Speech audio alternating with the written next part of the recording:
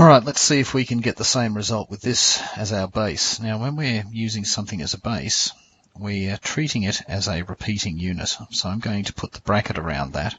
Now if I've just got one of them, then all I've got is 3m squared n there, and I've got 3m squared n there.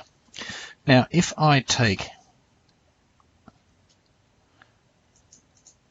two lots of those, then that's the same as 3m squared n times 3m squared n.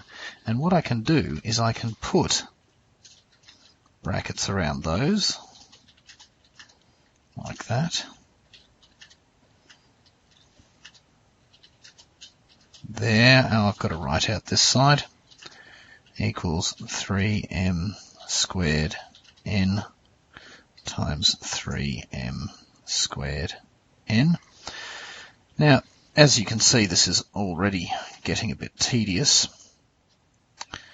I'm not going to write out the next step above it because it's just one more. Now, if I divide, if I multiply by an extra set of 3m squared n, then I go up from an index of 1 to an index of 2. So it is logical, and I've shown it before in the previous video, that if I divide by the same thing, 3m squared n, in this case, that's the same as knocking off one of the multiplications, and it's the same as subtracting 1 from the index, and it takes us back to this index of 1 here. Now again, if I repeat that, and what I do with this is I divide it by a further lot of the same thing, whatever that is, 3m squared n in this case, anything divided by itself is equal to 1. And I can just show that up here if you like.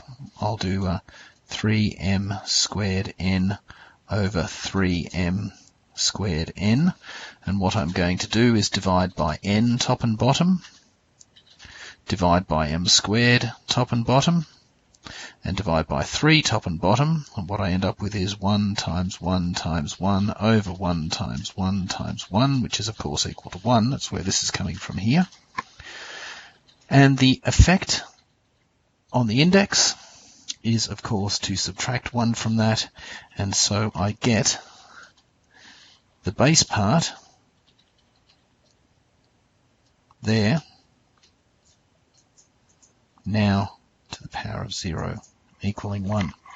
So whatever's contained within the brackets, whatever it is, if it's got a power of 0, the whole thing is replaced with the number 1.